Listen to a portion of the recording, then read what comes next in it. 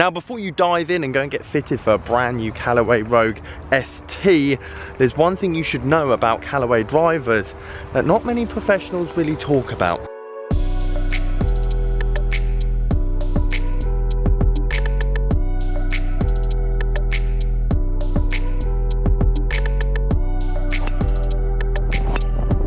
Treat yourself to a brand new driver, you should probably know how much money you're going to lose as soon as you take the wrapper off and give it a hit.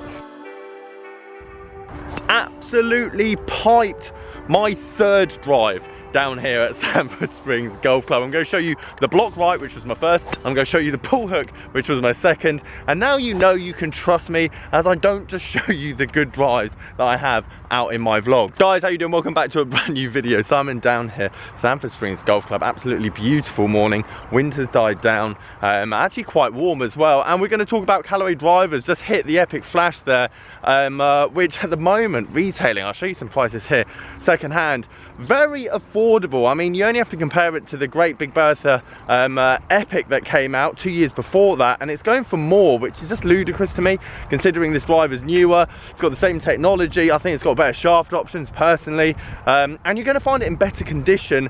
And I just want to talk about Callaway drivers second hand in general, because we're talking about the Epic Speed, what price that is, the Maverick, what price that is, and then obviously the Rogue ST, which I feel like it's just going to follow a similar pattern to its predecessors in terms of the second-hand market. And I know this channel isn't about chopping and changing and buying something new just to get that placebo effect and then getting custom fitted. If that doesn't work, throw it out. It's all about technique and lessons, but I still think it's important information. If you were to go down and treat yourself to a brand new driver, you should probably know how much money you're going to lose as soon as you take the wrapper off and give it a hit. Absolutely smoked that third drive off the T-Box down here on the par 4 at Sanford Springs. And I'm still going to say it, the Epic Flash is the most underrated driver versus price point on the second-hand market at the moment.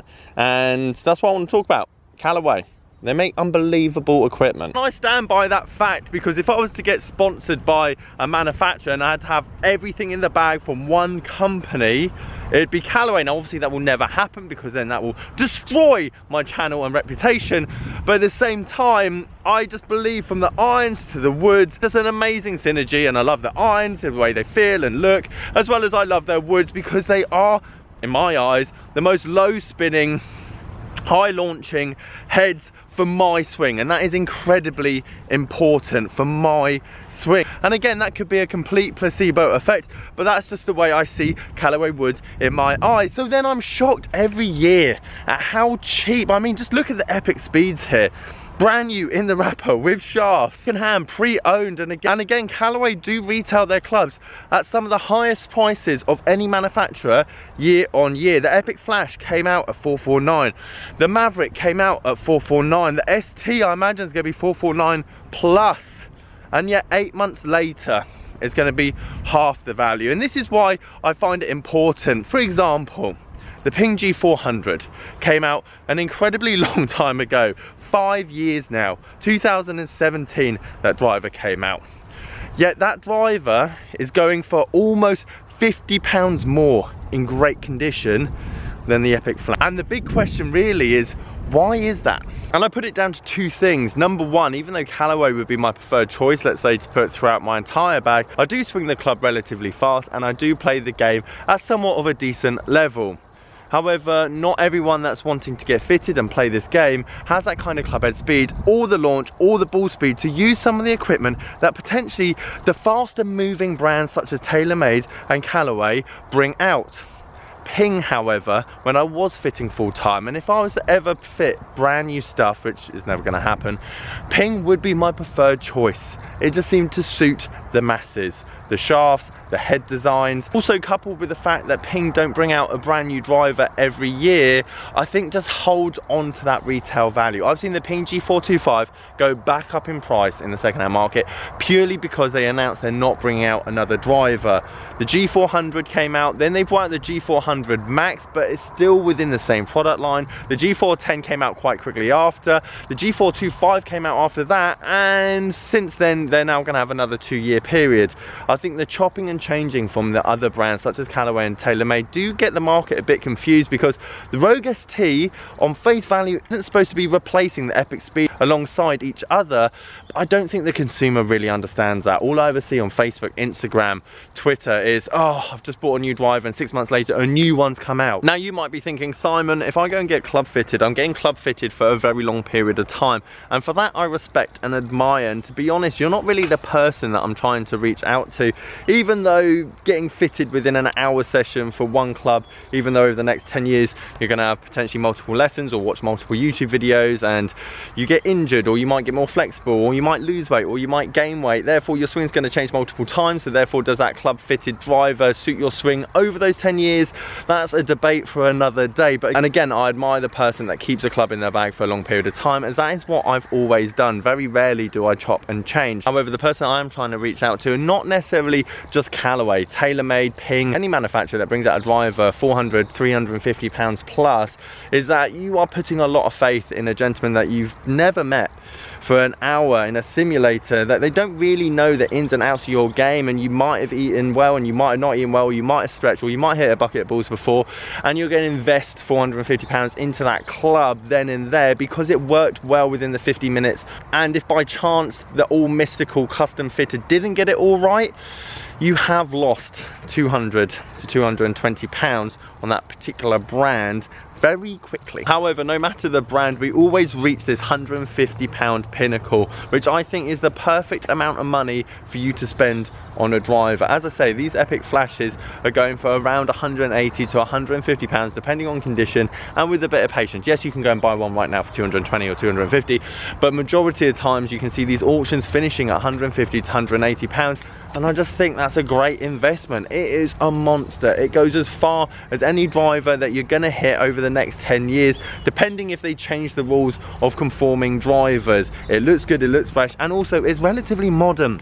Hence you're not going to get a broken in face, you're not going to get a cracked crown, and you're going to get a decent amount of use out of it. And the reason that I love £150 drivers is because in 4 or 5 years time it's still going to be worth £100. And I only know that again because of research. You look at a Big Bertha that's 8, 9, 10 years old, or you look at an XR or an X Hot or an X2, whatever it might be, again 90 to £100. We see this massive cliff of depreciation when a club comes out over the first 2 years and then kind of tapers off until it gets down to that £150 spot, and depending on condition it's going to be worth a slightly bit more or slightly bit less, yet you're still going to get the same ball speed and forgiveness as anything that comes out relatively brand new, mainly because nothing's changed. If you want something higher launching and more forgiving like the Rogue ST, and you don't want to spend more than £150, there's bundles of Rogues out there at the moment. There's tons of XR speeds, the XR original, the 2016 model, and these are great drivers. There's a reason that these all hit my underrated list, because they are between 100 150 pounds. And if you don't get on it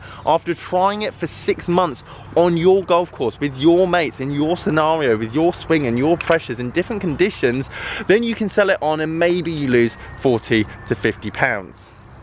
My point being, with the Rogue ST or the Stealth or any brand new driver that comes out, is go and meet a club fitter, and majority of these club fitters know far more than me, with far more experience and head designs and torque and shafts and grips and you name it, but they're not miracle workers. They can't diagnose your whole game, and they can't diagnose the next 10 to 15 years of your game either within an hour's time. They can do an educated guess, and sadly if that educated guess is wrong and you don't like the drive, or you can't get up on the air, or your back was slightly stiff on that day, you will more than likely want to change your driver either back to your old faithful or change to another one. And it's just an expensive mistake for someone that's just recently started the game.